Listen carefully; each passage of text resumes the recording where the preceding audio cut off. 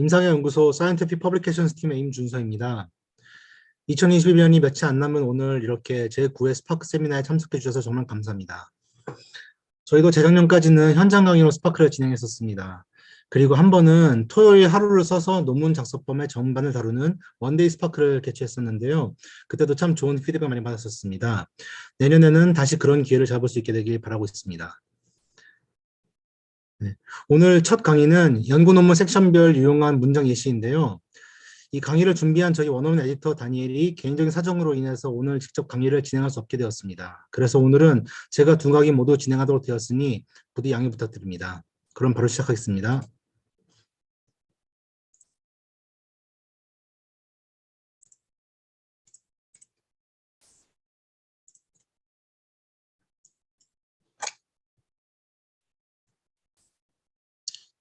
네, 오늘 첫 강의 시작하겠습니다.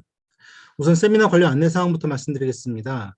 네, 다소 번거로우시겠지만 지금 참석하고 계신 분들 줌 표시 이름을 4번 슬래시 이름으로 기재해 주시면 감사하겠습니다. 지금 여기 보이는 것처럼 네, 이제 4번을 적어주시고 슬래시 이름 적어주시면 감사하겠습니다. 강의 자료와 동영상은 내일 PDF로 배부 예정입니다. 이제 사전 등록 시 입력하신 메일로 보내실 것이고요. 질의응답 같은 경우에는 강의 중에 수시로 채팅창에 올려주시면 되겠습니다. 그래서 강의가 끝난 후에 일괄적으로 응답하는 시간 갖도록 하겠습니다. 네, 매번 말씀드린 거지만 잠깐 저희 부서 소개해드리겠습니다. 저희 서울아산병원 사이언티픽 퍼블리케이션스 팀은 원내에서 발생하는 임상연구 논문 그리고 기초연구 논문에 대한 연문 교정을 진행하고 있습니다. 1년에 한 2,400건 정도 진행하고 있고요. 저희 인하우스 에디터 2명과 그리고 전문 교정 업체를 통해서 이 교정들을 진행하고 있습니다. 그리고 다른 병원에는 없는 이런 인하우스 에디터를 통해서 받을 수 있는 장점이 바로 이제 1대1 상담이 가능하다는 것입니다. 논문 작성은 물론 투고 과정 전반에 대해서 1대1 상담이 가능합니다. 그래서 매뉴스크립트를 준비하시고 이제 처음 서미션 하시는 과정에서 그리고 리비전 하시는 과정, 마지막 디시전까지 이런 모든 과정에서 필요하신 부분들에 있어서 저희가 교정과 상담을 진행해 드릴 수 있습니다. 그래서 임상을 보시든 아니면 실험하시든지 간에 글 쓰는 것은 사실 많은 사람들에게 어려운 일입니다. 그래서 저희 부서에서 도와드리는 여러 가지 서비스를 진행하고 있으니까 나중에 찾아주시기 바랍니다. 네, 연구 논문 섹션별 유용한 문장을 저희가 한번 모아봤습니다. 그래서 이거를 일단 모아놓은 것을 저희가 어떤 식으로 전달해드리면 좋을까 고민해 보았습니다. 근데 그 중에 하나가 좋은 점이 어디에 어떤 내용이 들어가 되는가, 한마디로 연구 논문 구성에 대해서 좀 파악을 한 뒤에 각 부분에 들어갈 만한 것들을 이제 좀 세분화시켜서 보면 좋겠더라고요. 우리가 모두 알고 있는 이런 그림들이 있죠. 인트로덕션에서 이제 디스커션까지 가는 데 있어서 인트로덕션은 브로드부터 한 것부터 내려온 것까지, 그리고 디스커션은 내로우부터 이제 브로드 한 것까지 나아가라, 이런 그림이 있었는데, 제가 예전에 한 강의에서 네, 실제로는 좀 더 세분화시키면 이런 그림인 것 같다. 인트로덕션에서는 마지막쯤에 이제 스터디, 우리가 지금 알지 못하는 갭이 나와야 되고, 디스커션은 네, 마냥 이렇게 좁은 부분에서 시작하는 것이 아니라 리절트 한 꼭지 한 꼭지부터 시작해서 나가는 그런 이제 모습을 갖고 있다라고 말씀드렸습니다. 네, 그래서 오늘은 이것에 대해서 뭐 자세히 말씀드리지 않겠지만요. 아무튼 이런 구성에 대해서 우리가 한번 들어가 보도록 하겠습니다. 네, 인트로덕션에는 먼저 들어가야 되는 것들이 이런 것들입니다. 질환과 임상적인 상황을 소개하면서 그리고 관련된 진단 연구들을 소개하게 되고요. 그러면서 보통 however 같은 단어로 시작하는 문장이 나옵니다. 이것이 치료법이나 지식상의 갭을 얘기해 주는 것이죠. 한마디로 본 연구가 채우고자 하는 그런 갭일 텐데요. 거기까지 말한 다음에 마지막으로는 연구의 주제와 목적, 대상, 방식을 소개하면서 끝나게 됩니다. 네, 그래서 이 각각 섹션 안에서도 이 세분화된 내용들은 어떻게 채우면 좋을까요? 네, 질환과 임상적 상황 소개하는 어떤 티피컬한 문장들을 보여드리겠습니다. 네, 이런 식으로 역학적 특성을 보여줄 수 있습니다. 어떤 이스케믹 하트 디지즈가 이제 전 세계적으로 리딩 커즈 오브 데스다, 아니면은 게스트로인테스타인 블리딩은 이제 커먼하고, 그리고 잘못하면은 라이프 트레트닝한 그런 이제 부작용이다라는 식으로 이 질병들의 역학적 특성 같은 것들을 말해줄 수 있고요. 아니면은 이제 어떤 질병이 characterized by 그러면서 이 질병의 임상적 양상을 얘기해 줄 수 있겠죠. 이제 그래서 이게 어디를 공격하는 질병인지부터 먼저 이제 얘기하고 지나갈 것입니다.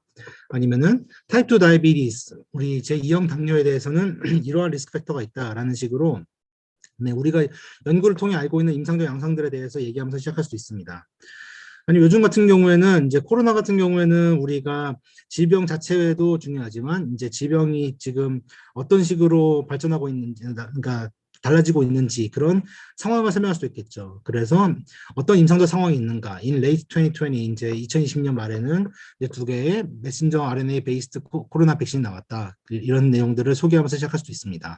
그리고 보시면 아시겠지만 이 모든 내용들에 대해서 이렇게 우리가 레퍼런스를 달아줘야 되겠죠. 아무리 우리가 생각하기에 당연한 내용을 하더라도 레퍼런스는 꼭 달아주시기 바랍니다. 인트로덕션의 거의 모든 문장에 들어간다 생각하시면 되겠습니다. 네, 그 다음에는 이제 관련된 지난 연구들에 대해서 말하게 됩니다. 보통 이런 문장을 시작하게 됩니다. Previous studies have shown 아니면 reported, demonstrated that drug A is effective for preventing 이런 식으로 말하고 이제 그것에 관련된 레퍼런스를 달아주면 되겠죠. 아니면은 recent meta-analysis reported that 이렇게 나오게 됩니다. 여기서 보면은 accordingly drug A is being used to treat severe cases of osteoporosis라고 되어 있는데요. 제가 여기서 지금 주친 것들을 보시면은요. 어떤 데서는 이제 과거형이나 아니면은 과거 완료형이죠. 이제 have shown 아니면은 reported 그런데 여긴 또 is라고 이제 나온 것을 보실 수 있습니다. 그래서 어떤 차이가 있냐면은 우리가 특정 연구 결과에 대해서 얘기할 때는 아니면은 그 어떤 논문에 대해서 얘기할 때는 이제 보통 과거형을 쓰게 됩니다. 그래서 많은 이제 인트로덕션의 문장들은 대부분 과거형을 띠게 되는데 그런데 그런 연구들이 쌓여가지고 이제는 일종의 사실로 받아들여지는 것들 아니면은 뭐 실제 현재 상황 같은 것들 설명할 때는 현재형을 쓰게 됩니다. 그래서 여기도 드럭 A가 어떻게 쓰이고 있는지를 말하는 것이기 때문에 is로 말하는 것이고요. 아까 여기에서도 보면은 ischemic heart disease는 이다, is a leading cause of death. 아니 여기도 gastrointestinal bleeding이 is. 여기도 이제 현재형 쓰고 있죠. 그래서 우리가 이제 많이 알려진 바들 한마디로 사람들이 연구를 많이 해가지고 이제 정설로 받아들여진 그런 부분들은 보통 현재형을 많이 쓰게 됩니다. 그래서 인트로덕션을 보면은 초반 문장들은 현재형이 좀 많이 나옵니다. 그리고 그 다음부터 나온 내용들은 아직 정설은 아니지만 이제 연구하고 있는 내용들. 그래서 이제 이 논문에서 이렇게 말했고 이 논문에서 이렇게 말했다라는 거 말하는 그렇게 후반부로 나가게 되면은 점점 더 과거형 내용을 볼 수 있습니다. 그래서 뭐 이런 식으로 reported, shown, demonstrated 이렇게 말씀하시면 되겠습니다. 그리고 우리가 직접 연구한 내용도 이제 사이테이션 하고 한다면은 뭐 이제 in 2010 we reported an association between 이런 식으로 말씀하시면 되겠죠. 그런 경우에도 무조건 사이테이션 붙여줘야 되겠습니다. 네, 그러면서 인트로덕션에 어떻게 보면 제일 중요한 부분입니다. however로 시작하는 치료법이나 지식상의 개요에 대해서 말하는 문장이 나오게 되겠죠. however 아니면은 nevertheless, despite 이렇게 시작하게 됩니다. 그래서 우리가 지난 연구들의 제한점 말할 수도 있습니다. 지난 연구들은 스몰 샘플 사이즈를 갖고 있었다. 아니면은 이제 많은 연구가 진행되어 있지만 하지만 이제 코로나 백신과 서든 카디악 데스는 그간의 이제 어소시에이션은 아직 모른다. 그래서 그러니까 이런 부분들은 모른다라고 얘기할 수도 있습니다. 그리고 네 뭐 이런 그러니까 비타민 서플리멘트에 대한 에피커시와 세이프티가 이제 많이 우리가 이제 입증되었지만 그래도 프로스펙티브한 데이터는 없다라는 식으로 연구가 없는 건 아니지만 메토돌로지 상의 제한점이 있다. 그렇기 때문에 우리가 이제 그런 것들을 채우고자 하였다라고 이제 말할 수 있겠죠. 그래서 however에서 정확히 우리 연구가 채우고자 하는 갭을 잘 드러내 주셔야 됩니다. 그것이 연구 인트로덕션의 가장 중요한 부분이고요. 아니면 그냥 단순히 이렇게 말씀하실 수도 있겠죠. 우리가 이제 관심 있긴 하지만 관심 있을 만한 주제긴 하지만 이것에 대해서는 이제 little is known about 그러니까 조금밖에 우리가 알지 못한다라는 식으로만 말씀하셔도 충분하겠습니다. 인트로덕션의 마지막 문장은 보통 이렇게 끝납니다. 연구의 주제 목적, 대상 방식을 소개하면서 끝나게 되는데요. 그래서 therefore we perform the patient level meta-analysis to examine the effect of 이렇게 나오는데 이런 경우에는 강조하고 싶은 강점이 좀 이제 앞으로 빠져나온 것도 좋습니다. 그래서 이제 그냥 메타 아날리시스가 아니다. 이건 페이션트 레벨 메타 아날리시스다라는 것들을 강조할 수 있겠죠. 아니면은 therefore 대신에 뭐 in this study라고 해서 이제 문장을 시작하고 여기서는 딱히 강조하고 싶은 점이라기보다는 그냥 우리가 어떤 대상을 이제 연구하였는지를 정확히 말하기 위해서 이렇게 쭉 늘어놓을 수도 있겠습니다. 간단하게 이렇게 말씀할 수도 있겠죠. Here we report the results from the primary analysis of a phase 3 double-blind placebo-controlled trial. 해서 네, 이렇게 간단하게 말씀하신 것도 가능하고요. 그래서 보통 연구를 소개하는 것으로 인트로덕션이 끝나게 됩니다.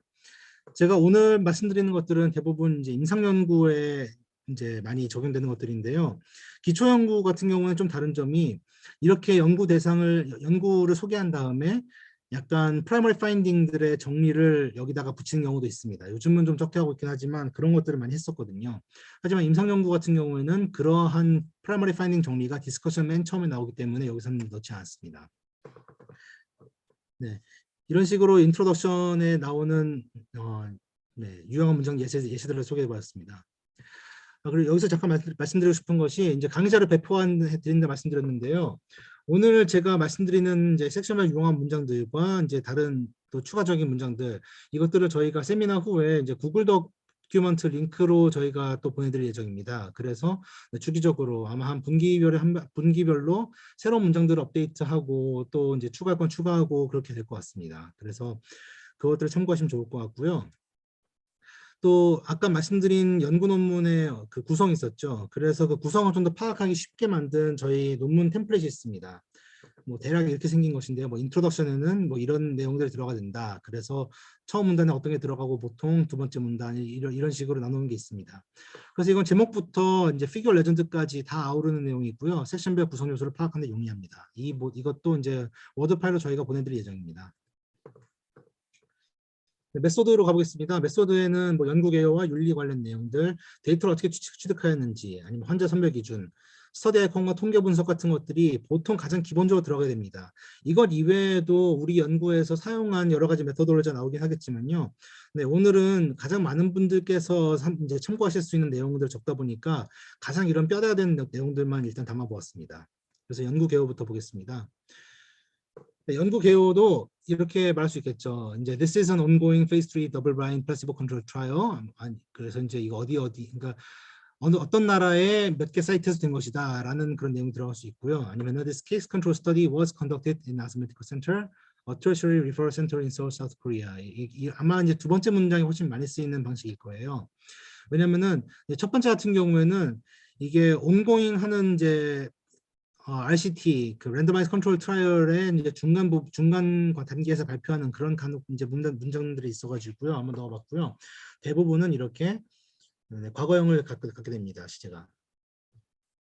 연구 출판윤리 관련 내용들 좀 많이 준비해 보았는데요. 왜냐하면은 우리가 연구하는 이제 단계에서 사실은 신경을 잘 안 쓰게 되는 그런 부분이기도 합니다. 하지만 어떻게 보면은 이제 연구 데이터만큼이나 중요할 수도 있거든요. 이제 연구가 윤리적으로 진행되지 않았거나 아니면 출판윤리 어긋나는 부분이 있으면은 열심히 해놓은 연구와 열심히 쓴 논문이 수포로 돌아갈 수 있습니다. 그래서 네, 연구윤리와 그리고 이제 출판윤리 관련해서 어떤 것에 들어가는지 보겠습니다. 이제 보통 우리가 이런 임상 연구들은 이제 헬싱키 디클레레이션에 이제 맞춰서 연구를 하였다 이런 말이 많이 들어가게 되고요.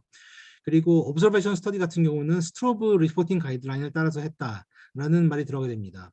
이 리포팅 가이드라인이 되게 중요한데요. 저희가 나중에 이것에 대해서 따로 또 이제 강의를 준비하겠습니다. 왜냐하면은 아마도 RCT 진행하시는 분들은 콘서트 가이드라인인 것은 들어보셨을 거예요. 하지만 이제 메타 어널리시스라 시스템 리뷰라든지 아니면은 오브저베이션 스터디를 진행하시는 데 있어가지고 거기에 맞는 가이드라인들을 항상 따르지는 않으시는 것들을 제가 봤기 때문에 하지만 그것들을 저널에서는 좀 중요하게 보거든요. 그래서 이러한 리포팅 가이드라인 따랐다라는 것도 이제 항상 연구 중에 숙지를 하시고 이런 메소드에 적으시기 바랍니다.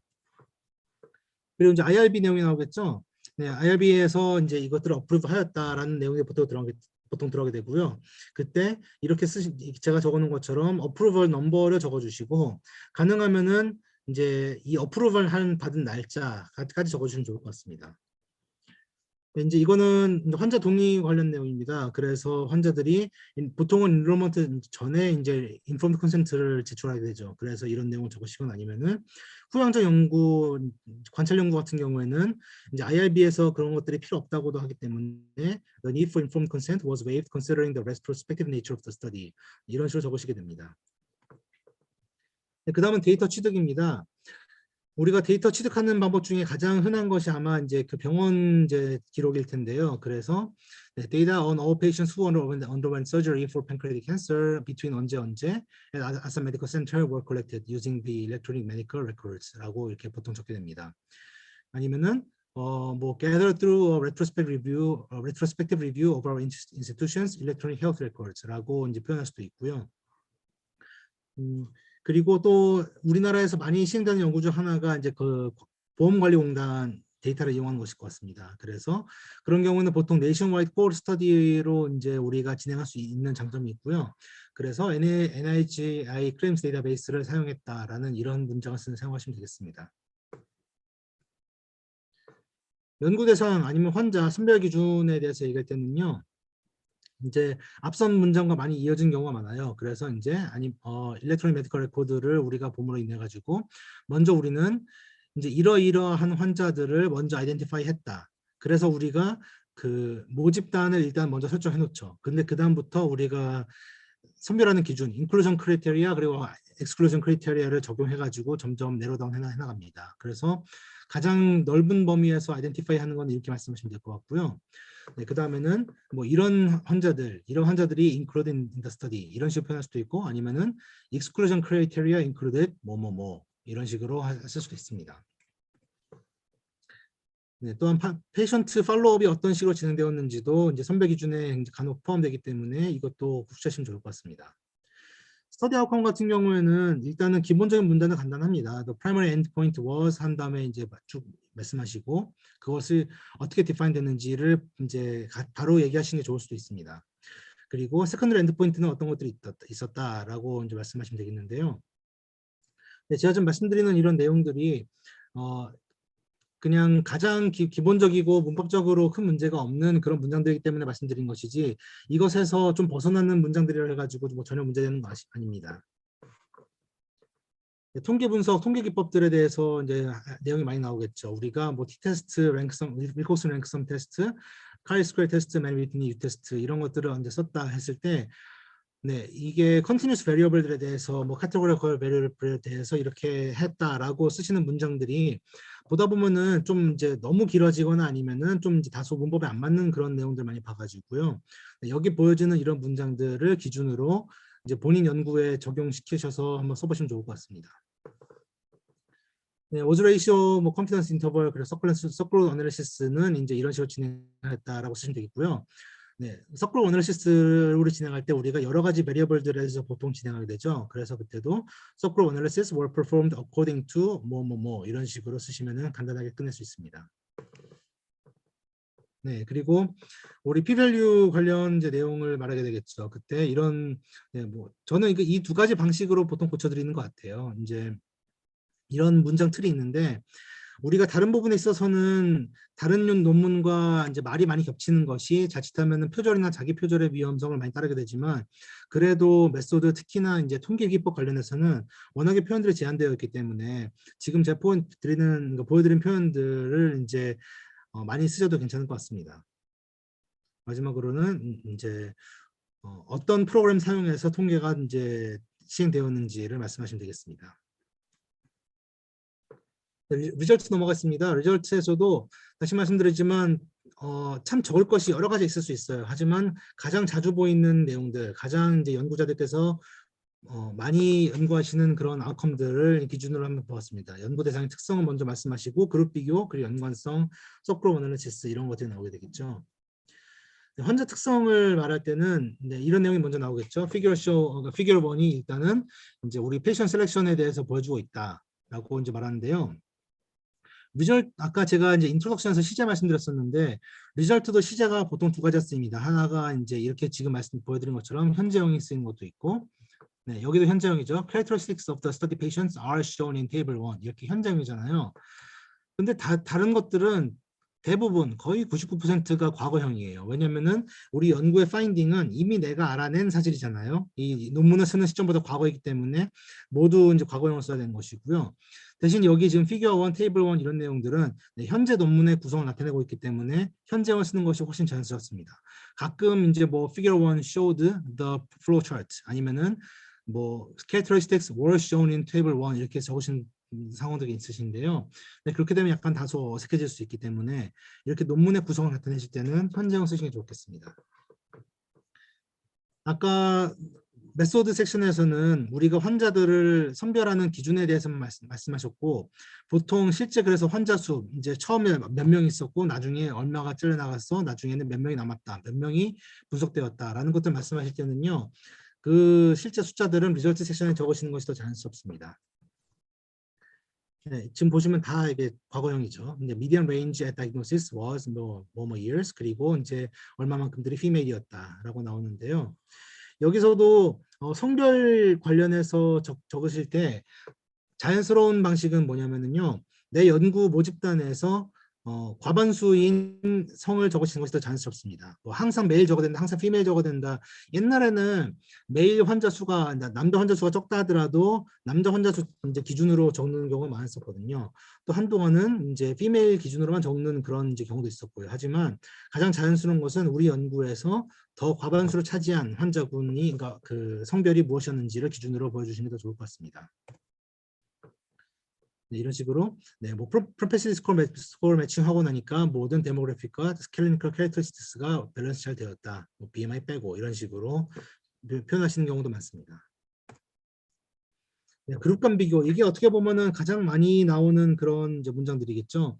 그 기본적인 것들을 보여드리겠습니다. 지금도 이제 이런 이제 페이션트, 지금 치매가 있는 환자들은 이제 더 나이가 많았었고 이제 합병증이 많았다. 무엇 이제 뭐 하이퍼텐션과 다이비디스 이런 것도 있었다. 보통 이런 식으로 많이 쓰시게 될 거예요. 아니면은 지금 이 문장과 이 문장 같은 거의 차이가 뭐냐면은요. 위의 문장 같은 경우에는 제가 이제 두 가지를 비교했습니다. 이제 이형 당뇨 그리고 흡연자의 비율, 이 두 가지를 이제 제가 두 군간 비교하는 거 봤는데요. 그때마다 이형 당뇨는 28%대 7%였고 피밸류가 이렇다. 그리고 담배 피는 사람들의 비율은 12% 그리고 14%였다. 피밸류가 이렇다. 라고 해서 각 비교에 대해서 피밸류를 각각 제시하는 것이고요. 이거 같은 경우는 이제 묶어서 제시하는 거예요. 이제 스모커즈와 이제 그러니까 그 담배 피는 사람들의 비율과 그리고 천식 있는 사람들의 비율은 이제 크게 다르지 않았다 해가지고 각각에 대한 피밸류 이렇게 묶어서 제시해 주는 것인데요. 네, 이거 둘 중에 어느 하나가 더 이제 좋다 할 건 없거든요. 대신 이제 이게 이렇게 묶어서 제시하는 것이 만약에 너무 리스트가 길어진다. 그래서 예를 들어서 우리가 비교하고자 하는 것이 대여섯 가지인데 그 다음에 p-밸류가 여러 가지 나온다. 아니면은 실제 그 값들, 뭐 프로포션이든 뭐가 됐든지 간에 값들이 여러 가지 나오잖아요. 그렇게 되면은 내가 궁금한 이제 베리어블의 값이 무엇인지 금방 연결하기 쉽지 않을 수도 있어요. 그래서 실제로 내가 그 얘기하고자 하는 그런 이제 베리어블들, 예를 들어서 뭐 이제 이형 당뇨의 그 이형 당뇨를 가진 환자들이 얼마나 많은지 그런 것들에 대해서 좀 더 사람들한테 금방 파악하고 싶으면은요, 이렇게 각각 비교하시는 게 좋을 수도 있습니다. 하지만 그 뒤에 제시되는 내용들이 어차피 굳이 앞에 나온 베리어블과 연결시켜 볼 필요 없을 정도로 다 뭐 non significant 아니면 다 significant 그런 식이면 이렇게 묶어지면 괜찮겠죠. 묶으면은 이제 읽는 것은 더 간편합니다. 읽는 건 간편하지만 정보 전달력은 좀 떨어질 수도 있다는 것을 감안하시면 되겠습니다. 네, 그리고 there were no significant differences between the two groups in 뭐 1-year survivor or 5-year survivor 이렇게 나오잖아요. 그래서 여기 지금 이제 뭐 퍼센트가 나오고 컨피던스 인터벌 나오고 그게 각 두 군에 대해서 나오고 피밸류도 나오고 하다 보니까 사실은 너무 좀 복잡한 감이 있습니다. 이런 문장을 보게 되면은 사실은 금방 내가 이제 원하는 데이터를 찾기도 힘들기도 하고 사실은 좀 어지러워질 수 있거든요. 결국 중요한 거는 이제 의미면 차이가 없었다인데 너무 정보가 많죠. 이런 경우에는 가독성이 많이 떨어질 수 있습니다. 그래서 평균값 아니면은 p-밸류만 제시한 것도 가능합니다. 그래서 테이블과 아마 이것이 테이블에 제시되었을 텐데요. 테이블과 겹치지 않게 하는 것도 중요하다고 생각하시면 되겠습니다. 하지만 네, 이거는 제가 지금 이제 가독성 위에 말씀드리는 것이고 네, 기본적으로 쓰이는 문장들은 이렇다라고 생각하시면 되겠습니다. 네, 연관성을 보는 문장들 같은 경우에도 이제 뭐 비슷합니다. Figure 2 shows the cumulative risk, recurrence risk over time in the two groups. 이거는 이제 리스크네요. 그리고 이거 같은 경우에도 네, 우리가 어떤 이제 통계를 통해서 이 어소시에이션 보았는지 간단하게 말해주게 됩니다. 그리고 male sex was associated with a significantly higher risk for all cause mortality and recurrence라고 이제 이렇게 적고 있습니다. subgroup analysis는요, 이제 간단하게 이렇게 말씀하시면 되겠습니다. subgroup analysis according to sex showed that 아니면은 그 다음 문장에서는 뭐 다른 것으로 인한 서클 어널리시스라고 해가지고 그렇게 이제 어코딩 툴을 자주 쓰시면 되겠고요. 우리가 이제 서클 어널리시스 하는 이유 중 하나가 메인 코트에서의 파인딩이 그 서클에서 적용이 되는가인데요. 그런 경우에 사실은 이제 이런 이제 뭐 age와 disability라는 이 두 가지 팩터가 메인 파인딩들을 어펙트하지 않는 것 같다라고 이제 말씀하시고자 한다면요, 이런 표현도 괜찮습니다. There was no statistical evidence that age or disability significantly affected the main findings obtained in the entire cohort. 이런 식으로 네, 통계적 근거 없었다라고 이제 하시는 표현도 이제 되게 괜찮은 표현인데요. 이런 식으로 표현하시는 한국 연구자를 제가 많이 보지 못해가지고 한번 넣어보았습니다.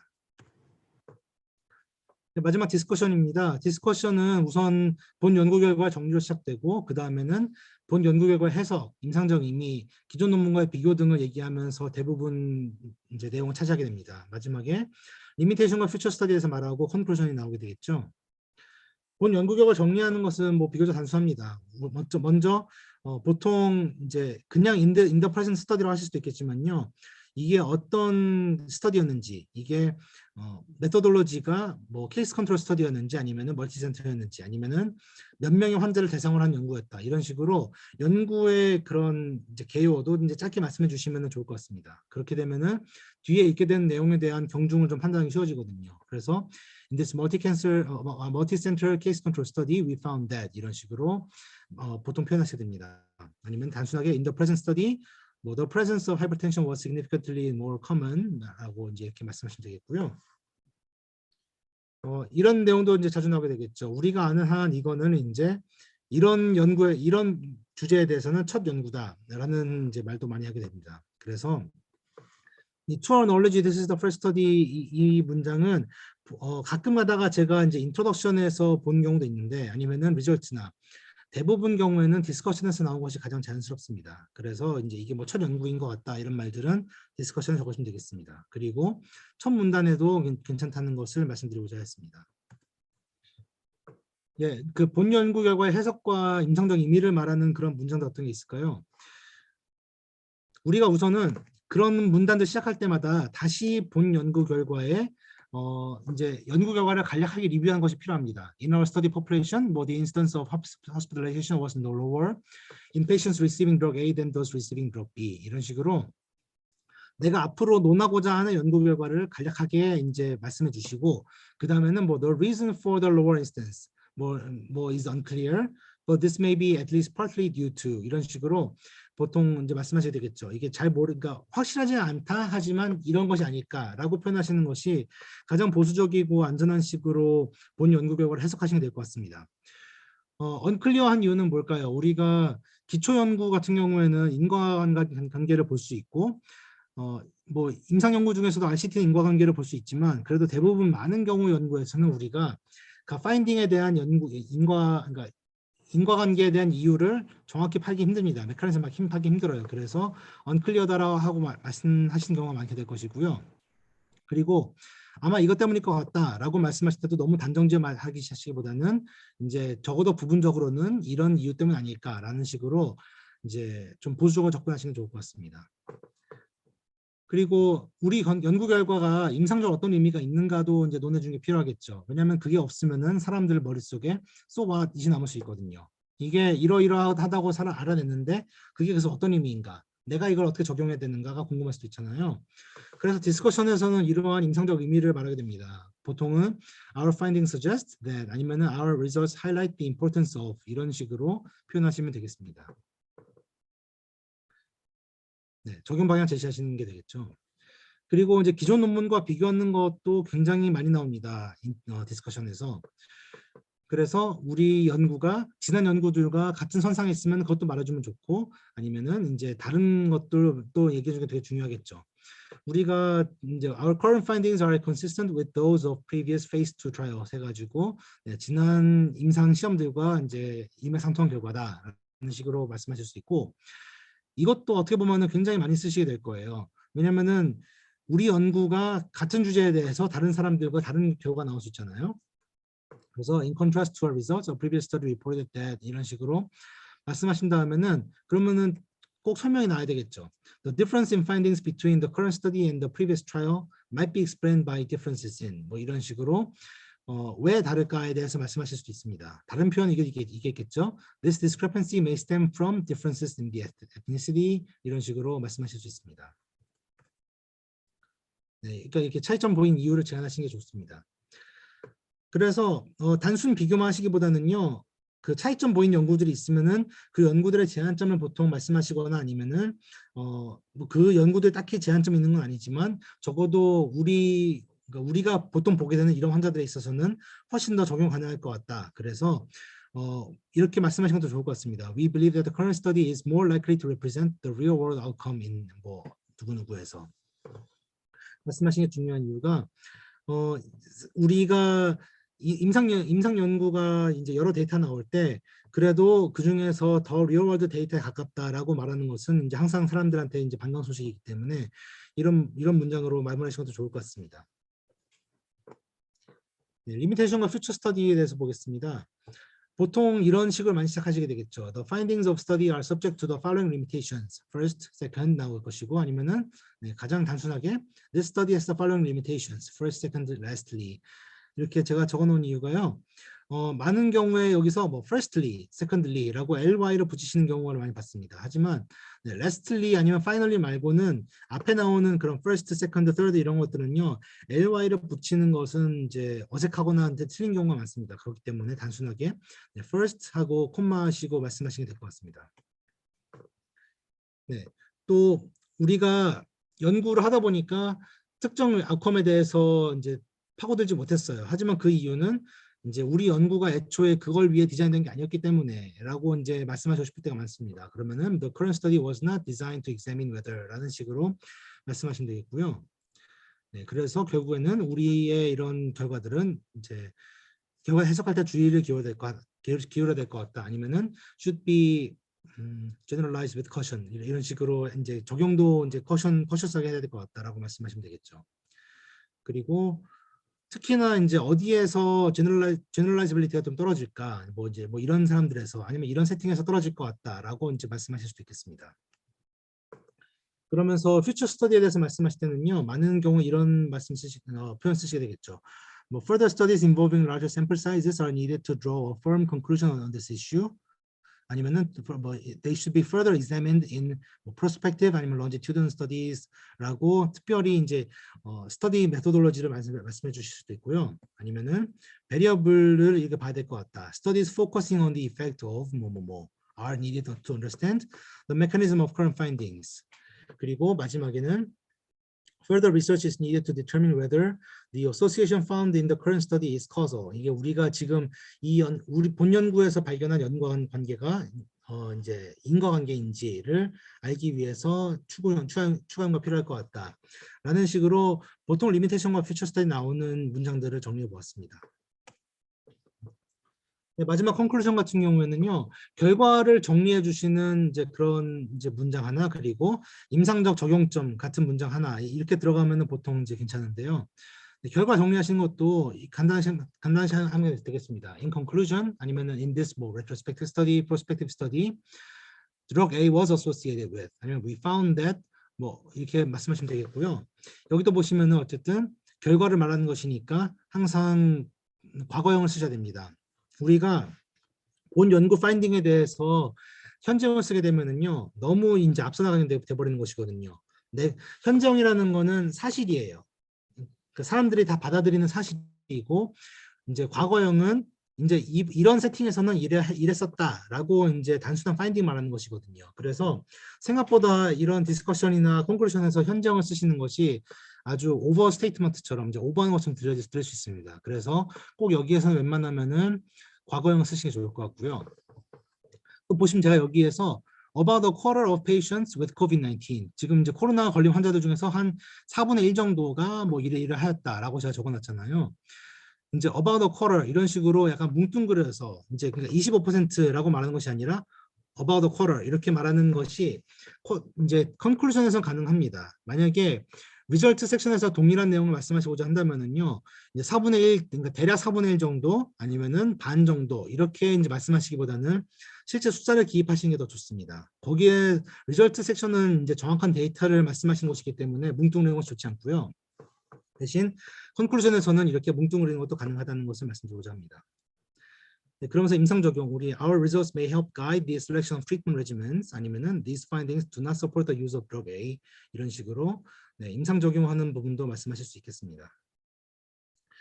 예, 저희가 이제 이것 외에도 지금 정리하고 있는 그런 이제 좋은 문장 예시들이 많습니다. 이런 내용들을 저희가 나중에 보내드릴 구글 덕에서 계속 이제 업데이트 할 테니까 이제 주기적으로 찾아봐 주시면 좋겠습니다. 네, 그러면 이제 바로 넘어가서 논문과 이메일 작성할 때 비원어민 태그 내지 않기에 대해서 잠깐 보겠습니다. 영어는 그 비원어민 대세다라고 제가 지금 이렇게 제목을 적어봤는데요. 영어는 세계에서 가장 많이 쓰이는 언어죠. 이제 중국어보다 더 많은 사람이 쓰고 있습니다. 근데 네이티브 스피커보다 넌 네이티브 스피커가 훨씬 많더라고요. 이제 뭐 거의 2배 가량이죠. 그래서 굉장히 이제 넌 네이티브 스피커가 많기 때문에 일단 우리가 다수예요. 다행이죠. 우리가 다수긴 하지만 그래도 가능하면 비원어민 티를 덜 내는 게 좋습니다. 그게 우리가 뭐 면접 보러 갈 때도 당연히 이제 할 수 있는 만큼 다 우리 자신들을 이제 말끔하게 갖추고 나가는 것처럼 우리가 논문이 됐든 아니면은 해외 연구자와 교신하는 그런 약간 비즈니스 같은 이메일 됐든지 간에 그때 비원어민 티를 적게 낼수록 좋겠죠. 이때는 표기법상에서 우리가 넌네이티브티를 안 내는 것도 좋을 수도 있고 아니면 구어적 표현 그리고 격식에 맞는 표현들을 쓰는 것이 중요한데 각각에 대해 보겠습니다. 우선 표기법 잠깐 보자면은요. 생각보다 큰 차이가 하나 있어요. 이제 괄호 붙여쓰기, 띄어쓰기입니다. 우리나라 말로는 이제 임준서 박사 한 다음에 서울아산병원이라고 소속 표기할 때 괄호가 앞에 띄어쓰기가 없죠. 앞에 나오는 단어와 붙여 쓰는 것이 우리나라 표기법으로 맞습니다. 하지만 영어에서는 네, 무조건 띄어쓰게 됩니다. 괄호 앞에는 무조건 띄어쓰기 필요하다는 것 알아두시고요.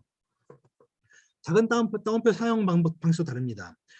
한국말과 영어 공통은 뭐냐면은 인용 안에 인용을 얘기할 때는 이제 이렇게 하는 것이 맞습니다. 그래서 임준서 박사는 라면서 인용해서 공작했으면 말씀하시길 지나치면 모자란 만도 못하다 말하고 하셨습니다. 라고 강조하였다. 이런 식으로 인용 안에 인용은 한국말이든 영어든 둘 다 작은 따옴표를 쓰게 됩니다. 영국식은 영어 좀 정반대예요. 반대로 이제 작은 따옴표에서 큰 따옴표로 가는데 이거는 이제 자주 접하실 일이 아니기 때문에 그리고 이제 좀 적은 그 유세지이기 때문에 지금은 너무 걱정하실 필요 없습니다.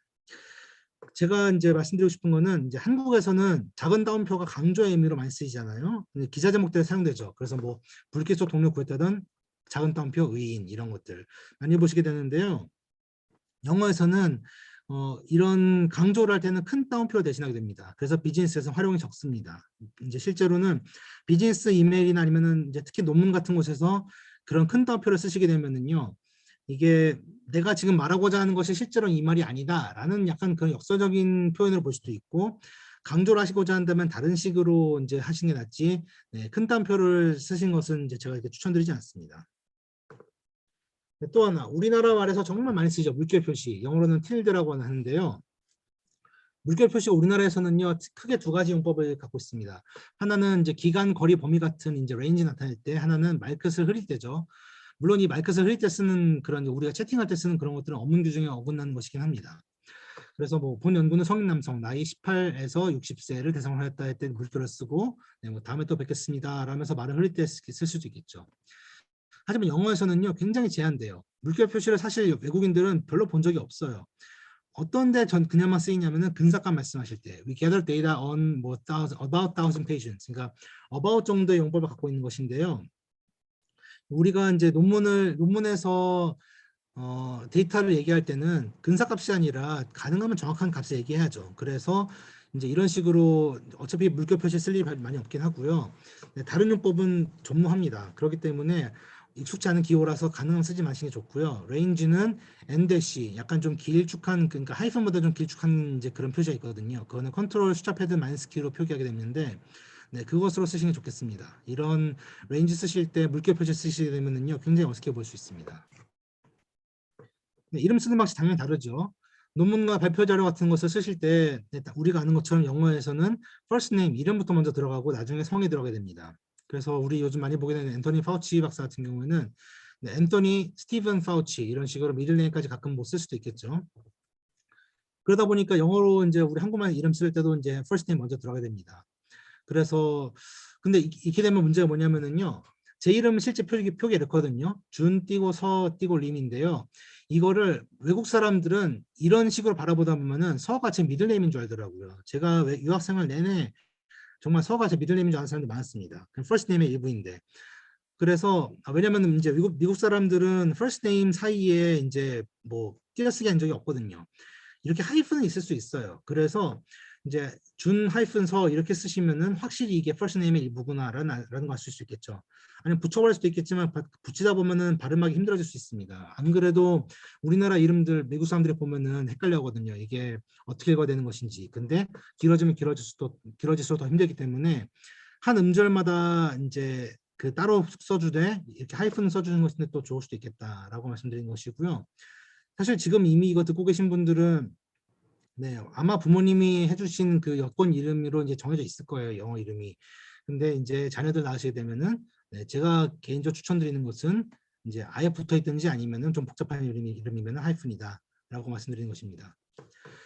근데 또 이제 이름 쓰는 방식 두 번째가 있습니다. 레스트 네임을 먼저 쓸 때도 있어요, 영어에서. 그때는 레스트 네임 하고서 이렇게 콤마 같은 거 쉼표가 들어가게 되거든요. 레스트 네임, 쉼표, 퍼스트 네임, 미들 네임이 들어가게 되는데요. 그래서 파우치, 앤토니 스티븐, 림, 준서 이렇게 쓸 때도 있습니다. 이런 것들은 좀 더 공식적인 문서나 덕치어 차리는 문서 이런 것들 요구하는 그런 것도 가끔 있습니다. 그래서 가끔 보게 되는 것인데요. 그래서 무조건 사실은 이름 사이에 쉼표를 써야 되는 줄 알고 우리나라식으로 이름 쓰시는데 준서, 쉼표, 림 이렇게 쓰시는 분들을 제가 봤거든요. 그렇게 되면은 당연히 미국 사람들 입장에서는 쉼표 앞에 있는 게 이제 레스 네임인 줄 아니까 헷갈릴 수 있어요. 그래서 제가 이제 아는 분도 그렇게 쓰셨다가 이제 공식적인 그런 문건에 이름이 잘못 등록된 적이 있었거든요. 그래서 그거 조심하시기 바랍니다. 쉼표 앞에 들어가는 건 무조건 성입니다. 네, 예외는 있어요. 정치인들은 이제 그 나라에서 불린 대로 불리기 때문에 이제 문재인 대통령 같은 경우에는 이제 미국 기사에서 봐도 제인 문이 아니라 문재인 이렇게 쓰기도 하고 뭐 미국 사람들이 하더라도 우리나라에서는 그 나라에서 불린 대로 뭐 조 바이든 대통령 이렇게 쓰고 있죠. 그래서 정치인들 이름을 이제 참고로 하지 마시고 네, 지금 말씀드린 것처럼 쉼표를 안 쓰면은 first name부터 쉼표를 쓰면 last name부터라는 것을 생각하시면 되겠습니다. 영문 이메일 쓰는 것에 대해서 좀 말씀드리겠습니다. 이제 오늘은 퍼스널보다는 비즈니스 관련된 이제 공식적인 이메일들에 대해서 말씀드리고 싶은데요. 뭐 외국 연구자와 교신하거나 아니면은 저널 에디터와 교신하거나 그런 때 이제 쓰시게 되겠죠. 이때는 다소 문구들이나 저틀이 정형화되어 있어요, 생각보다. 그래서 그것들을 좀 알아놓으시면 좋을 것 같습니다. 하지만 결국에는 간결하게 하고 본론부터 얘기하는 것, 이것이 제일 중요한 것 같고요. 이제 우리나라가 아니라 이제 어디든지 좀 그렇지만요. 이제 너무 서론이 길면 사실은 좀 지칠 수 있잖아요. 그래서 비즈니스 이메일은 특히나 그런 게 필요 없습니다. 결국에는 또 이제 가독성, 한마디로 빨리 읽을 수 있고 놓치는 부분이 없게 하는 것도 이메일에서 중요하다. 그래야지 두 번, 세 번 왔다 갔다 하는 일이 이제 없어질 수 있겠죠. 우선 제목부터 말씀드리겠습니다. 제목이 영어로 이제 subject라고 그러죠. 그래서 이거를 제목이라고 하면은 이제 우리 약간 애매해요. 이제 이메일 제목 뭘로 쓸까 해가지고 약간 인사말처럼 쓰실 때도 많은데요. 영어 이메일에서 그렇게 인사말로 시작된 제목을 보게 되면 약간 좀 스팸 같기도 하고 좀 어색해 보일 수도 있습니다. 그래서 제목이 아니라 내 이메일 내용의 주제라고 생각하시면 좋을 것 같습니다. 그래서 무슨 내용인지 드러나지 않는 안 좋은 예부터 보여드릴게요. 뭐 greetings 아니면 hello from Korea 이렇게만 써서 보내시잖아요. 그러면은 너무 사실은 이거는 이제 비즈니스처럼 느껴지지도 않을 수도 있고 너무 사적인 메일처럼 들려질 수도 있고 잘못하면 스팸 갈 수도 있습니다. 이렇게 되면은 단순 안부면 괜찮겠지만 비즈니스로서는 부족하겠죠. 아니면은 이메일 제목이 이래 봐요. Dear Dr. Smith 아니면은 이메일 제목이 뭐 This is 준설님 from 아사 메디컬 센터만 들어있잖아요. 이것들도 굉장히 어색할 수 있고 그리고 약간 안에 무서운 내용이 들어있을 것 같기도 하고 그러니까 안에 있는 이메일의 의도를 먼저 제목에 적으세요. 당연한 말이지만 근데 그러지 않으신 경우 제가 많이 봐가지고요. 주제가 드러나는 제목이 좋습니다. 그래서 이거는 우리 아산병원과 같이 하는 클리니컬 트라이얼에 대한 컨트랙트 폼이다. 아니면은 우리 11월에 하게 될 줌 미팅에 대해서 그러니까 뭐 이제 얘기하고자 한다. request for 뭐뭐뭐, question regarding 뭐뭐뭐 이런 식으로 네, 사실 본론이 나오는 거예요. 내가 이 이메일을 이제 보내는 이유, 그것들이 제목에 드러나게 쓰시는 게 좋을 것 같습니다. 이렇게 이제 무슨 내용인지 안 드러나는 것보다는 이게 더 좋다는 것을 말씀드렸습니다. 수신자 받는 사람을 얘기했을 때는요, 가장 무난한 것은 뭐 Dear Dr. Smith입니다. 아니면은 뭐 우리가 받는 사람이 불명할 경우에는요, 뭐 To whom it may concern at the R&D Department Advisor라고 할 수도 있겠지만요. 이렇게 되면은요, 한번 상상해 보세요. 이제 이런 이메일이 파이저에 왔어요. 그러면은 누가 나서서 이거를 이메일을 담당하고 싶어 할까요? 그거보다는 이제 나한테 한 거 아니겠지 싶어가지고 약간 이제 토스될 수도 있잖아요. 그래서 그것보다는 가능하면은 내가 누구한테 말하고자 하는 것인지 알아내셔가지고 적으시건 아니면은 뭐뭐뭐 담당하는 사람 이렇게 말씀하시는 게 더 좋을 것 같습니다. 그래서 이제 to whom it may concern은 사실 거의 안 쓰시는 게 좋다라고 이제 말씀드리려고 일부 적어봤고요. 지향할 방식은요, 이게 디어 닥터 스미스가 아니라 헬로 닥터 스미스라고 하게 되면은요, 약간 좀 인포멀하게 들릴 수도 있고, 좀 이제 어색하게 들릴 수 있습니다. 이것이 이제 비원어민 티나는 것 중에 하나일 수도 있고요. 아니면은 닥터 스미스라는 말 없이, 그러니까 그냥 안녕하세요, 그리팅스라고 하는 것도 제가 봤는데요. 그 우리나라 말로는 이제 이메일 쓸 때 그냥 안녕하세요로 시작할 수도 있습니다. 하지만 네, 영어로는 이렇게 수신자 없이라고 이렇게 바로 시작하게 되면 좀 어색할 수 있습니다. 그래서 네, 항상 이렇게 Dear Dr. Smith라고 적어주시면 좋겠습니다. 이때 잠깐 제가 미국 신영어, 영국 신영어 차이를 말씀드릴게요. 이제 영국계 대학이나 병원, 회사에 보내시 이런 것들을 좀 숙지하고 계시면 도움이 될 수 있는데요. 닥터 다음에 이제 점이 붙느냐 안 붙느냐, 그리고 이름 뒤에 콜론이 들어가냐 쉼표가 들어가냐 이런 차이가 있습니다. 미국식 영어에서는요, 닥터 뒤에 무조건 필요대로 붙이게 되는 것이고, 닥터든 미스터든 미세스든 쉼표도 가능하지만 콜론이 더 정중합니다. 그래서 좀 이거는 처음 내가 보내는 비즈니스 이메일이다 그 사람한테, 그러면은 콜론을 쓰시고요. 그게 아니라 이제 한 몇 번 교신한 사람이에요. 그러면 쉼표도 좋습니다. 대신 영국식 영어는 좀 달라요. 영국식 영어는 닥터, 미스터, 미스 같은 거 뒤에 이렇게 피리어드를 붙이지 않는 것이 맞습니다. 그래서 영국에 있는 분들한테 보내실 때는요, 이거 붙이지 말아 보시고요. 이름 뒤에는 쉼표만 씁니다. 이름 뒤에 콜론 쓰지 않습니다. 인사말 처음 보낸 이메일일 때는요, 디어 닥터 스미스로 말한 다음에 내 이름이 누구고, 그리고 이제 나는 어디서 이제 일하고 있다, 아니면은 나는 내 이름은 무엇이고 나는 어디에서 일하는, 그러니까 어디에서 뭐로 일하는 사람이다, 이런 식으로 직책이든 아니면은 이제 일하는 디파트먼트 이런 것들 말씀하시면은 좀 좋을 것 같습니다. 그리고 저는 여기서 이제 서울 사우스 코리아 적었는데요. 코리아, 뭐 리퍼블릭 오브 코리아, 사우스 코리아 이것들 네, 보통 뭐 외국 사이트에서 뭔가 가입하려고 하실 때 이제 나라 리스트 내릴 때 보면 되게 짜증나죠. 이게 KS 찾아야 될지 RS 찾아야 될지 SS 찾아야 될지 모르잖아요. 이 중에서 일단은 코리아만 쓰시는 것은 원칙상 틀린 것입니다. 왜냐면은 우리나라 공식 이제 명칭은 리퍼블릭 오브 코리아거든요. 근데 문제는요, 리퍼블릭 오브 코리아라 그러면은 이거를 바로 남한으로 알아듣기 어려울 수도 있어요. 이제 왜냐면은 지역하면 한국 공화국이잖아요. 오히려 북한 공식 명칭에 민주화 들어가 있어요. 이제 People's Democratic People Republic of Korea가 들어가 있어가지고 오히려 이게 남한처럼 들릴 수도 있거든요. 그래서 아무튼 저는 이것보다는 그냥 이제 금방 와닿을 수 있는 남한, 사우스 코리아가 더 좋은 것 같습니다. 그래서 저는 이게 더 와닿기 쉬운 걸 추천드리고 있습니다. 네, 그리고 이제 이미 알고 있는 사이일 경우에는요, 이제 뭐 Dear Dr. Smith, I hope you are well 이런 식으로 안부를 물어볼 수도 있겠죠. 아니면은 I hope this email finds you well 이렇게 시작하시는 것이 네, 너무 이제 길게 끌지 않고 안부 물어보는 그런 이제 좋은 시작입니다. 아니면 뭐 I hope you are having a great week, 아니면은 I hope you had a pleasant holiday 이런 식으로 말씀하시는 것도 가능하겠죠. 이거는 네, 때에 따라서 이제 적절히 쓰시면 되겠습니다.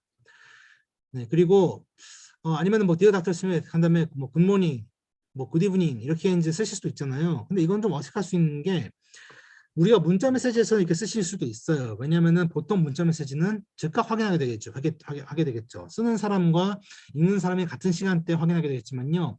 이메일은 언제 읽을지 몰라요. 이 사람이 바빠가지고 아침에 보낸 걸 밤에 읽을 수도 있잖아요. 그렇게 되면은 네, 굿모닝 좀 어색할 수 있겠죠. 그래서 네, 굳이 이렇게 쓰시기보다는 그냥 헬로가 나올 수도 있겠다. 괜찮을 것, 그렇게 생각하시면 될 것 같습니다.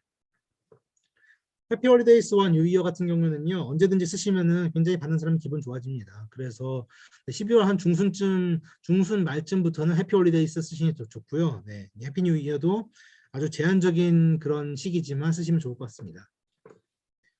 네, 답변 메일 보내시는 경우에는요, 이제 답변을 빨리 잘 보내줬으면은 이제 이런 식으로 Thank you for the prompt reply 아니면 Getting back to me라고 말씀하시면 되겠고요. 우리가 그 사람이 뭔가 이제 질문해 왔어요. 그러면은 thank you for your inquiry라고 말씀하실 수도 있고요. 그리고 어떤 경우에는요, 내가 딱히 요청한 적도 없는데 나한테 이제 이메일 보내가지고 뭘 물어보거나 아니면 필요한 정보를 보내줬어요. 그러면은 이런 표현도 좋습니다. Thank you for reaching out to me라고 시작하시면은 아주 자연스럽습니다. 내가 만약에 이메일을 이제 받았는데 한 24시간 정도 지나서 보내게 되었다 답장을, 그러면은요 그때쯤부터는 그냥 이제 늦은 답변 이제 미안하다라고 말씀하시는 것도 좋을 수 있습니다. 보통은 24시간 내에는 답변 받을 수 있을 거라 생각할 수 있으니까요. 본론 들어가야 되겠죠. 그래서 제가 추천드리는 거는요, I hope you are well 같은 그런 한두 문장 정도 안부 이후에 바로 본론 시작하는 게 좋을 것 같습니다. 그래서 뭐 today는 들어가도 돼요, 안 들어가도 돼요. I'm writing to 뭔가, 그래서 이제 본론이 들어가는 거죠. 이제 물어보기 위해, 알려주기 위해, 설명하기 위해, 소개하기 위해, 요청하기 위해, 아니면은 업데이트 해주기 위해 이제 이 이메일을 보낸다라고 이제 쓰시면 되겠습니다. 아니면은 뭐 리마인드 할 수도 있겠죠. 뭐 this is a gentle reminder, 아니면 friendly reminder regarding 뭐뭐뭐. 당신이 지금 뭐뭐를 나한테 보내줘야 되는데 늦어지고 있으니까 그냥 이거는 뭐 아주 긴급한 건 아니지만 젠틀 리마인더다라고 말씀하시면 되겠습니다. 이제 또 우리가 상대방 지난 이메일들의 질문들에 답변하는 경우도 있겠죠. 그때는 가장 이제 무난한 것이 이거겠죠. Here are my answers and here are my responses to your previous inquiries. 말씀하실 수 있겠고, 만약에 Yes, we are indeed able to provide you with the necessary documents. 네, 그러니까 요청하신 도큐먼트 보내드릴 수 있습니다. 라고 이제 말하는 것이 이제 우리 답변 내용이라 할 것 같으면은요, 우리가 가끔 가다가 사람들이 여러 개 질문 한꺼번에 보낼 때도 있죠. 1번 질문 뭐뭐뭐, 2번 질문 뭐뭐뭐 이렇게 좀 할 때도 있잖아요. 그러면은 이런 식으로 1번 이제 그 1번 질문 대한 답이다라고 이제 말해주는 거죠. 1번 yes라고 이제 말씀하실 수도 있는데요. 너무 길다 보니까 그렇게 하는 것보다는 차라리 그 사람 질문 바로 아래다가 적는 게 좋을 것 같아가지고, 지난 이메일 본문, 그러니까 아래로 쭉 내면 볼 수 있는 지난 이메일들 있잖아요. 거기에 답변 적으실 때도 있잖아요. 그런 경우에는 이렇게 말씀하시면 되겠습니다. 만약에 이제 그 사람 질문이 이거였어요. Can you provide us with the necessary documents?라고 그 지난 이메일 본문이 있으면은 거기에 이렇게 다른 색깔로 이제 표현 이제 글씨를 적으시고요. 그 위에 이메일 본문에다가 이렇게 적으시는 거예요. I have responded to your inquiries in bold as shown below, 아니면은 please find my responses below in blue font. 라고 이제 먼저 말씀하신 다음에 아래 쭉 이제 스크롤해서 내려보면은 자기 옛날 이메일을 보고 거기에 대한 답변을 볼 수 있는 것이죠. 그래서 이런 방식도 가능하다는 거 알아두시고요. 그리고 우리가 이제 답변을 하다 보면은 이제 사람을 이제 참조해가지고 새로 이제 이 디스커션에 껴넣을 수도 있잖아요. 그때 참조한 사람들 자연스럽게 언급하는 방식에 대해서 말씀드리겠습니다. 그래서 I have CC'd, 이제 CC가 이제 카본 카피, 그래서 이제 우리가 참조라고 말하는 것이죠. CC'd Dr. John Smith, 이때는 이제 풀네임을 말씀하시는 게 좋습니다. In this email이라고 말씀하시고요. 아니면 뭐 we are currently working with Dr. 누구 삼성 메디컬 센터에 on this matter, 이것에 대해서 이제 같이 일하고 있다 한 다음에 CC'd in this email이라고만 이제 그 표시해 놓으시면은요, 네, 사람들이 이제 CC된 이제 목록을 보시고 판단할 수 있겠죠. 또한 이것도 제가 자주 고쳐드리는 것 중 하나인데요. 무언가를 요청할 때는요, 요구가 아니라 가능성으로 질문을 해보세요. 그래서 Can you do this for me? 이런 식으로 해달라 이거보다는요, Would it be possible if? 아니면 I was wondering if you could? 이런 식으로 그 사람이 이제 부담스럽지 않게 하려면은 요구보다는 이렇게 이제 가능성을 요청하시는 게 더 좋을 것 같습니다. 첨부 파일에 대해서 이제 언급하실 때도 있죠. 그때도 이제 많이 쓰시게 되는 문구가 please refer to the attached file, 뭐 attached document, attached PDF 이렇게 말씀하시면 되겠고요. 아니면 뭐 그냥 please see the attached file 이라고 하시면 되겠습니다. 아니면은 please sign the contract form 괄호치고 attached and send me its scanned version 이렇게 이제 괄호치고 하실 수도 있고요. 저는 이제 개인적으로 Gmail을 사용하는데요. Gmail 이용한 기능이 하나 있습니다. 이제 attach라는 단어를 본문에 쓰잖아요. 근데 막상 이메일에 첨부 파일이 없어요. 그러면은 보내기 눌렀을 때 경고창이 뜨더라고요. 이제 당신 어태치 하려고 했던 것 같은데 사실 첨부 파일이 없거든요. 이거 확인해 볼래요? 라는 식으로 이제 경고창이 뜨더라고요. 저도 그래서 옛날에 이런 기능 없는 이메일 썼을 때 참 이제 부끄러운 적이 많았었는데, 네, 이건 참 좋은 기능인 것 같습니다. 네, 마지막 끝맺음 인사에 대해서 말씀드리겠습니다. 끝맺음 인사를 할 때는요, 이제 대화를 이어나갈 의지를 표명하는 것도 아주 좋은 끝맺음이 될 수 있습니다. 그래서 please let me know If you require further assistance on this matter, 아니면 if you have any questions, 아니면 please feel free to contact me for further information. 이런 식으로 정리하시면은 좋은 마무리가 될 수 있습니다. 뭐 아니면은 반대로 이제 내 쪽에서 열려 있다. I will look forward to receiving further updates on this issue. 이것에 대해서 추가 업데이트 받고자 한다. 이렇게 말씀하실 수도 있고요. 아니면은 좀 더 내가 이제 관심 많은 것 같은 경우에는 이렇게 강하게 말씀하실 수 있겠죠. Please keep me updated on this matter. 라고 말씀하시면 되겠습니다. 제가 그 요청 아까 제가 말씀드린 것처럼 요구보다는 가능성에 대해서 이제 적으라 말씀드렸잖아요. 한 가지 좀 이제 연관된 건데 제가 정말 그 가능하면 쓰지 마시려고 말씀드리고 싶은 게 Thank you in advance거든요. 이걸 우리가 뭐 에디터한테 보낼 때도 자주 쓰고 아니면은 뭐 이제 해외 연구자들한테 이메일 보낼 때 자주 쓰시는 문구인데요. 이거는 가능하면 쓰지 마세요. 왜냐하면은 이제 Thank you in advance라는 거는 상사가 직원한테 협조 부탁할 때 쓰는 말이거든요. 예를 들어서 우리 이제 새로운 사회적 거리두기 가이드라인에 이제 협조해줘서 고맙다. 그래서 이제 Thank you in advance for complying with the 이런 식으로 쓰는 말이지 우리가 대등한 관계에서 쓸 때 쓰는 말이 아니거든요. 아니면 다른 기관에 있는 사람이거나. 그래서 가능하면 이런 말보다는 이제 단정 짓지 말고 그냥 Thank you for your consideration 아니면 Thank you 이렇게만 하셔도 충분해요. 이미 요청한 내용이 앞에 있으면은요, 뭐 더 말씀 안 하셔도 고맙다고만 말씀하셔도 충분합니다. Thank you in advance는 가능하면 쓰지 말아주세요.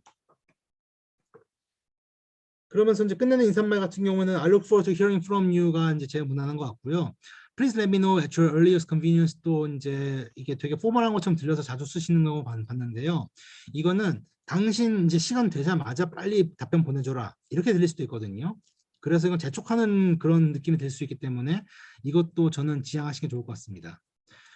그럼 이름 바로 앞에는 이제 sincerely 뭐 이런 말 들어가게 되죠. You are sincerely 이것이 이제 적절하고요. Best regards with warmest regards 또 괜찮습니다. Yours truly, cheers, take care 이런 것들은 아주 친한 관계에서 사적 이메일의 경우 괜찮습니다. 또 하나 알아두실 것이 best regards with warmest regards는 괜찮아요. 근데 regards만 쓰게 되면은요, 그것도 굉장히 차가워 보인대요. 우리는 몰랐는데. 그래서 네, 더 이제 정중하게 보이려고 best를 빼고 내가 regard만 써볼까? 그러면은 그거는 이제 그러니까 원어민들 입장에서 차갑게 들릴 수 있기 때문에 그렇게 쓰지 마시기 바랍니다. 네, 그래서 뭐 이름과 컨택트 인포메이션 쓰시게 될 텐데 이름과 하기를 쓰실 때는요 내가 처음 쓰는 이메일일 경우에는 풀네임을 쓰시고 하기를 쓰세요. 근데 그 다음부터 답변을 하실 때는 풀네임만 쓰시거나 하기를 쓰지 마시고 아니면 퍼스트네임만 쓰세요. 그래서 내가 만약에 이게 기관을 대표하는 그 정도 좀 너무 굉장히 공적인 그런 이메일이다. 그러면은 뭐 하기에 풀네임 유지하시는 것도 괜찮겠지만요. 우리가 상대방이 친근감 느끼고 더 이제 그 다가가고 싶은 그런 경우에는요. 내가 퍼스트네임만 써가지고 마무리한 것도 괜찮을 수 있습니다. 그러면은 그 다음번에 그 사람이 이메일 보낼 때도 내 퍼스트네임만 불러줄 수 있기 때문에 좋을 수 있습니다.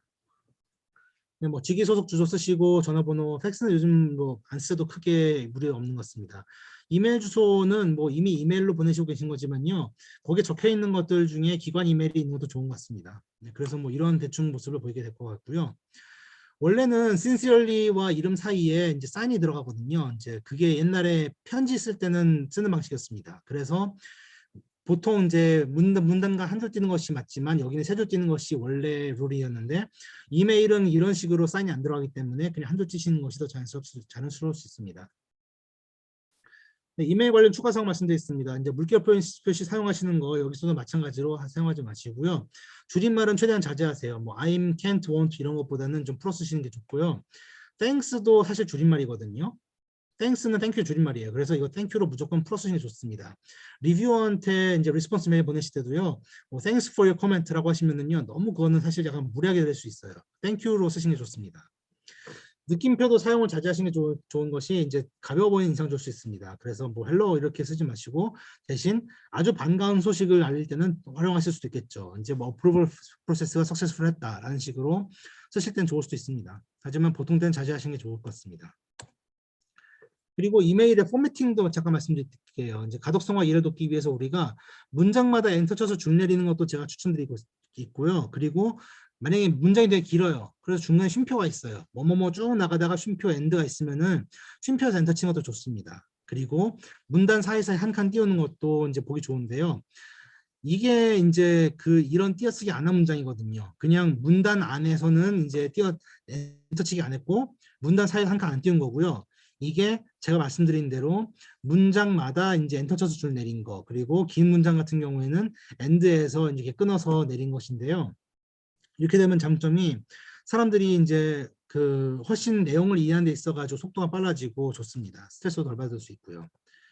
네, 이거를 좀 짧게, 그러니까 이렇게 이제 좀 축약해서 보면 더 차이가 날 수 있습니다. 이렇게 보면은 이렇게 한 문단처럼 보이는 이런 이메일들은 참 안 읽고 싶겠죠. 하지만 이런 식으로 적절히 나눠져 있으면은 내가 이제 어디서 어떤 내용을 파악할 수 있는지가 더 잘 금방 보일 수 있기 때문에 더 좋을 수 있습니다. 그래서 네, 엔터 치시는 거를 절대 소극적으로 생각하지 마시고 네, 많이 치세요. 그래서 이제 이렇게 위아래로 길어지더라도 읽기 쉬운 이메일 되는 건 좋을 수 있습니다.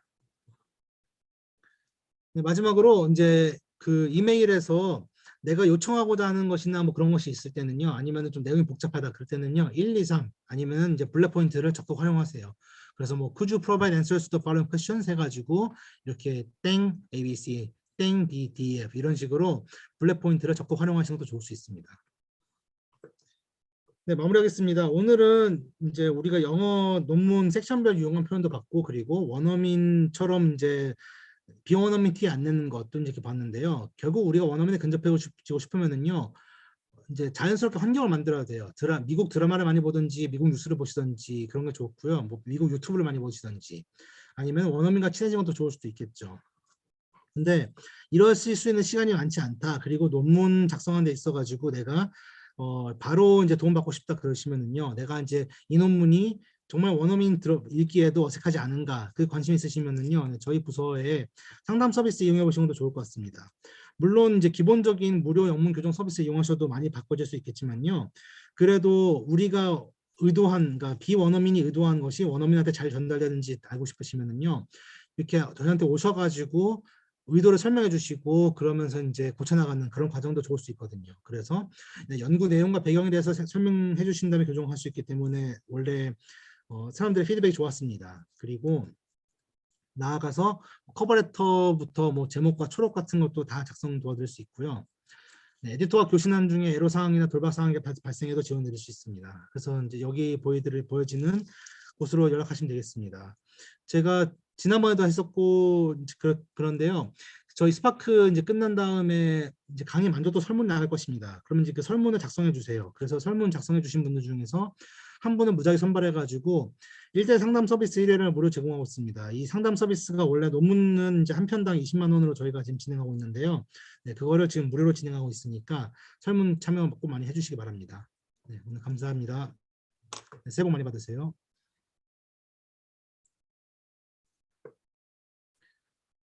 네, 오늘 강의 내용은 여기까지 마쳤고요. 지금 딱히 채팅에 이제 질문 들어와 있는 내용 없는 것 같은데, 네, 혹시 네, 지금이라도 궁금하신 거 있으시면은 채팅이든 아니면은 네, 음소거 해제하고서 이제 물어보셔도 되는데요. 잠깐 기다려 보겠습니다. 처음 말씀드렸던 것처럼 내년에는 꼭 저희가 이제 현장 강의로 다시 돌아갈 수 있기를 바라고 있습니다. 그것이 사실 저는 예전 스파카 되게 그립습니다. 저희가 보통 동관 6층에 있는 소강당에서 진행했었는데요. 거기 모여 계신 분들 진료 끝나고 이제 힘들게 오셨는데도 너무 잘 재밌게 들어주시고 같이 호응도 해주시고 그때는 정말 질문도 많이 나왔었거든요. 그래서 그런 식으로 현장 강의가 참 좋은 이제 스파크 장점이었었는데 네, 2022년도에는 다시 그런 기회를 가질 수 있게 바라고 있습니다. 예, 오늘 강의는 그럼 여기서 마치겠습니다. 수고하셨습니다.